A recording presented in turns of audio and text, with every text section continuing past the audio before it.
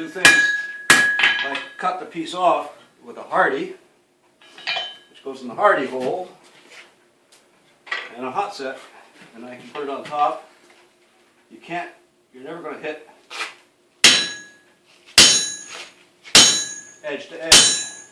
The only thing you have to be careful of is not to have it like this. Right? And then you have to watch that nobody gets hit by the flying piece when you cut it off.